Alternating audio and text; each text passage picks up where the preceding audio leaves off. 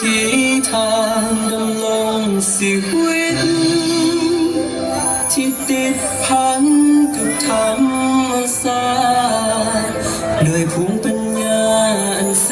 นฉลาดประดิษฐ์คิดค้นคือมือทำมาหากิน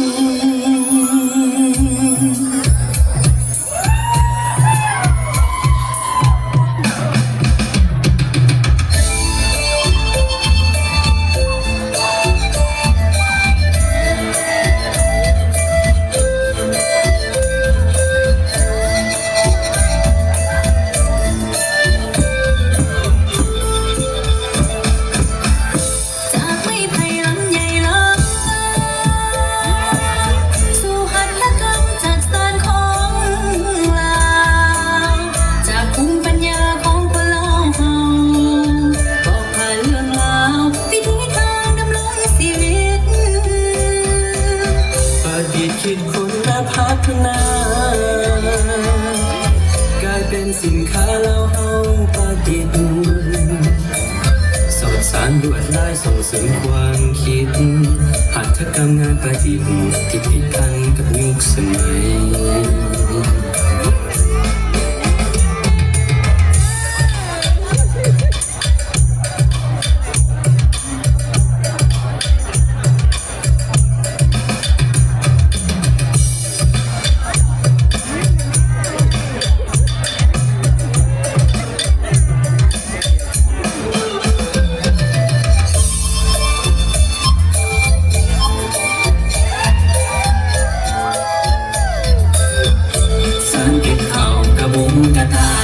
ใส่ปลาสานโน้นสานใส่สานต้นสานนี้และอีกมากลาย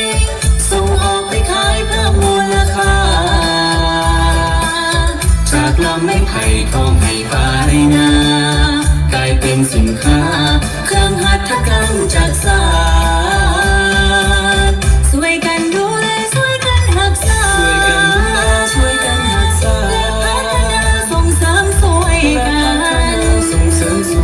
กันส่งต่อให้ลูกให้หลานหัตถกรรมจากสานจะเคียงคู่อยู่สังคมลาว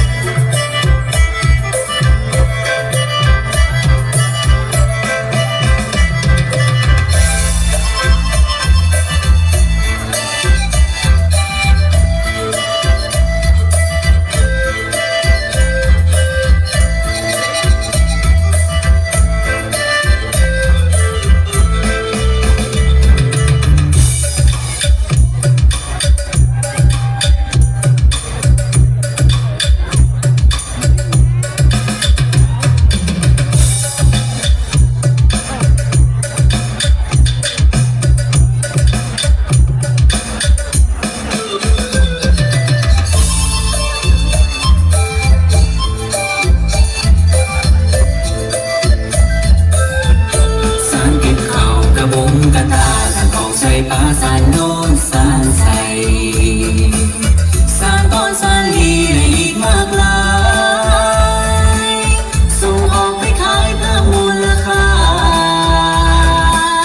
จากลำไม้ไผ่ทองให้ปลายนากลายเป็นสินค้า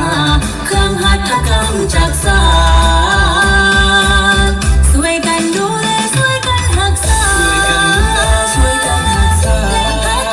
ส่งเสริมช่วยกันส่งต่อให้ลูกให้หลานหัตถกรรมจากสานจะเคียงคู่อยู่สังคมลาวหัตถกรรมจากสานจะเคียงคู่อยู่สังคมลาว